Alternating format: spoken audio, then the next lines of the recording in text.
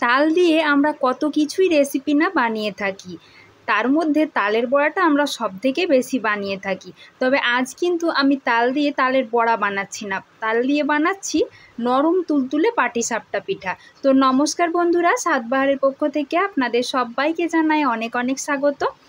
আশা করছি সবাই ভালো আছেন, সুস্থ আছেন। প্রতিদিনের মতো আজও একটা নতুন রেসিপি আপনাদের সাথে শেয়ার করব। তাহলে চলুন ঝটপট শুরু করে নিই আমার আজকের রেসিপি। সবার প্রথমে আমার এখানে লাগবে চাল আর ডাল। আমি চালটা 6-7 ঘন্টার জন্য ভিজিয়ে রেখে দিয়েছিলাম। একটা বাটি মাপ করে এখানে 2 বাটি আতপ চাল নিয়েছি, তার সাথে ওই বাটিরই নিয়েছি 1 বাটি বিউলির ডাল। এটাও আমি 5-6 ঘন্টা মতো ভিজিয়ে রেখেছিলাম। এখন এটা অনেকটাই ভিজে গেছে। পরিষ্কার জল দিয়ে ভিজিয়ে রেখেছিলাম, তাই আর জলটা ফেলবার কোনো দরকার নেই। সরাসরি একটা মিক্সির জার নিয়ে নিচ্ছি, তাতে অল্প অল্প করে চাল আর ডাল দিয়ে সুন্দর করে মিহি করে বেটে নিতে হবে। এই তালের সরু চাকলি পিঠে কিন্তু চাল ডাল ভেজানোর ঝামেলা ছাড়াও সুন্দরভাবে বানানো যায়। তবে আমি কিন্তু আজকে চাল ডাল দিয়েই একদম নরম তুলতুলে করে পাটিসাপটা পিঠেটা বানিয়ে নেব। সবার প্রথমে আমি অল্প একটু ডাল বেটে নিয়েছি, একই রকমভাবে চালটাও বেটে নেব। এটা আর বলবার কিছুই নেই, সবাই এটা আমরা করতে পারি। চাল আর ডাল আমি অল্প অল্প করে জল দিয়ে একদম মিহি করে বেটে নিচ্ছি। এই তালের সিজনে তালের পাটিসাপটা, তালের সরু চাকলি এগুলো কিন্তু খেতে খুবই ভালো লাগে। এগুলো খাওয়ার জন্য কিন্তু কোনো সিজনের প্রয়োজন হয় না, যে কোনো সময় এগুলো বানিয়ে খাওয়া যায় আর খেতে খুব সুন্দর হয়। দেখুন আমি মিশ্রণটা নিয়ে নিয়েছি। এবার এর মধ্যে একটা চামচের মাপ করে 1 চামচ মতো তালের পাল্প নিয়ে নিচ্ছি। যেহেতু আমার এখানে তালের পাল্পটা ভীষণই ঘন, তাই আমি এখানে একটু কম করে নিলাম। আপনাদের যদি তালের পাল্পটা অনেক পাতলা হয় সেক্ষেত্রে আর একটু বাড়িয়ে বা কমিয়ে যা ইচ্ছে হয় নিতে পারেন। এবার দিয়ে দিচ্ছি পরিমাণ মতো লবণ, আর কিচ্ছুটি লাগবে না। এবার সব কিছু ভালো করে মিশিয়ে নিতে হবে। আমার এখানে তালটা ফুটিয়ে ফুটিয়ে ফ্রিজে ঘন করে রাখা ছিল, সেই জন্য তালের পাল্পটা কিন্তু ভীষণই গাঢ়। একটু সময় নিয়ে ভালো করে সব কিছু মিশিয়ে নিচ্ছি। দেখুন মিশ্রণটা তৈরি হয়ে গেছে, তবে ভীষণই গাঢ়। এতটা গাঢ় দিয়ে কিন্তু সরু চাকলি পিঠে বানানো সম্ভব নয়, সেজন্য আমি জল দিয়ে দিচ্ছি, নর্মাল রুম টেম্পারেচারে থাকা জল।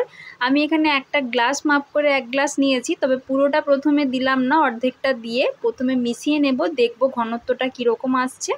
তারপর আবারও বাকি যদি লাগে সেক্ষেত্রে আরেকটু দিয়ে দেব। দেখুন এখন আমি সুন্দর করে এই মিশ্রণটা তৈরি করে নিয়েছি। একদম খুব বেশি পাতলাও করিনি, আবার খুব বেশি গাঢ়ও করিনি। আশা করি আপনারা দেখে বুঝতে পারছেন। অন্যদিকে একটা বাটিতে আমি সামান্য একটু সর্ষের তেল নিয়েছি, আর এরকম একটা বেগুনের পেছনের দিকে মোটার অংশটা কেটে নিয়েছি। তার সাথে এরকম একটা সরু পাতলা কাঠের টুকরো নিয়েছি, এটাতে করে আমি পিঠেটা গোল করে মিলে নেব। আগেকার দিনে মা ঠাকুমারা কিন্তু এইভাবে বেগুনের পেছনের অংশগুলো দিয়েই তেল ব্রাশ করে নিত। এখন যেহেতু নতুন নতুন অনেক জিনিস বেরিয়েছে, আমরা ব্রাশের মাধ্যমে তেলটা লাগিয়ে নিই। তবে আমি আজকে একদম সেই রকম মা ঠাকুমার স্টাইলে বানাচ্ছি।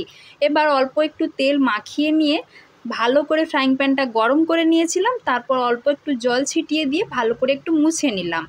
তারপর দিয়ে দিচ্ছি 1.5 হাতা মতো ব্যাটার। তারপর ওই কাঠের টুকরোটা দিয়ে পাতলা করে মিলে নিতে হবে।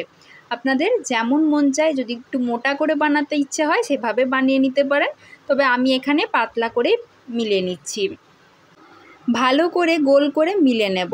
তারপর কিছুক্ষণ পর্যন্ত অপেক্ষা করব, তাতেই দেখা যাবে ওপরের দিকটা শুকনো শুকনো হয়ে আসছে। তখনই বুঝে নিতে হবে যে পিঠেটা ঠিকঠাকভাবে তৈরি হয়ে গেছে। তারপর আরেকটা পাশ উল্টে একটু সময় অপেক্ষা করার পর পিঠেটা কিন্তু তৈরি হয়ে যাবে। যেহেতু এটা আমি প্রথম পিঠেটা দিয়েছিলাম, তাই এটা একটু তুলতে অসুবিধে হচ্ছিল, পরের থেকে কিন্তু আর তুলতে একদমই অসুবিধে হয়নি। আমার প্রথম পিঠেটা একটু তুলতে অসুবিধে হয়েছে, আর পেছনের দিকটা এরকম একটু লাল লাল হয়ে গিয়েছিল। তো পরেরগুলো কিন্তু সুন্দরভাবেই তৈরি হয়েছিল। আমি আপনাদেরকে পরের পিঠেটাও বানিয়ে দেখিয়ে দিচ্ছি। আবারও অল্প একটু তেল আমি মাখিয়ে দিচ্ছি, তারপর 1 হাতা মতো ব্যাটার নিয়ে ভালো করে পাতলা করে গোল করে মিলে দিচ্ছি। তারপর দেখুন পিঠেটা আপনাদেরকে তুলেও দেখিয়ে দেবো। ওই পিঠেটা কিন্তু খুবই সুন্দরভাবে তৈরি হবে, যেহেতু প্রথমেরটা ছিল সেজন্য একটু তুলতে অসুবিধে হয়েছিল। দেখুন এটা কিন্তু অনায়াসে একদম সুন্দরভাবে খুন্তি লাগানো মাত্রই পিঠেটা উঠে আসছে, আর কি সুন্দর জালি জালিও পিঠেটা তৈরি হয়েছে। একটা পিঠে আপনাদেরকে তুলে দেখিয়ে দিলাম, একই রকমভাবে আমি বাকি পিঠেগুলো তৈরি করে নেব। এইভাবে চাল আর ডাল দিয়ে বানানো সরু চাকলিগুলো যেমন নরম তুলতুলে হয় তেমন খেতেও সুন্দর হয়। একটা খেলে কিন্তু আরও আপনাকে খেতে ইচ্ছে করবে, একটা খেলে মনই ভরবে না। আমি মিশ্রণটা আরেকটু পাতলা করে নিয়েছিলাম, যেহেতু প্রথম দুটো পিঠে একটু মোটা মোটা হয়েছিল, সেই জন্য আমি অল্প একটু জল দিয়ে আবারও একটু মিশ্রণটা পাতলা করে নিয়েছিলাম। আরেকটা পিঠেও আপনাদেরকে একইভাবে করে দেখিয়ে দিচ্ছি। দেখুন পিঠেগুলো হওয়া মাত্রই সাইডগুলো আপসেই কিন্তু ছেড়ে যাচ্ছে, আর খুন্তি লাগালেই সুন্দরভাবে পিঠেগুলো উল্টে যাচ্ছে।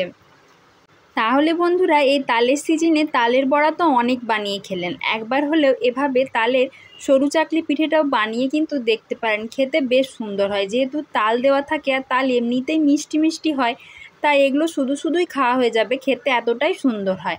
বা চাইলে আপনারা যে কোনো তরকারি, মিষ্টি বা পায়েসের সাথেও কিন্তু পরিবেশন করতে পারেন। একটা পিঠে আমি আপনাদেরকে হাতের মধ্যে এভাবে নিয়ে দেখিয়ে দিচ্ছি। দেখুন পিঠেটা কতটা নরম তুলতুলে হয়েছিল, একদম হাতের মুঠোর মধ্যে এসে যাচ্ছে, আর সেই রকমই পাতলা আর অসংখ্য জালি জালি পিঠেটা তৈরি হয়েছিল।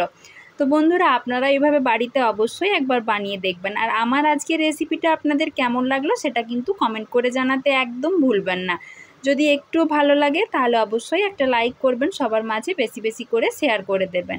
চ্যানেলটাতে নতুন বন্ধু হলে চ্যানেলটা সাবস্ক্রাইব করে আমার পাশে থাকার জন্য অনুরোধ জানাচ্ছি। আজকের মতো এই পর্যন্তই। খুব তাড়াতাড়ি আবারও দেখা হবে নতুন কোনো একটা রেসিপি নিয়ে। সবাই ভালো থাকবেন, সুস্থ থাকবেন। দেখা হচ্ছে পরবর্তী ভিডিওতে। আমার ভিডিওটা এতক্ষণ পর্যন্ত দেখার জন্য সবাইকে জানাই অসংখ্য ধন্যবাদ।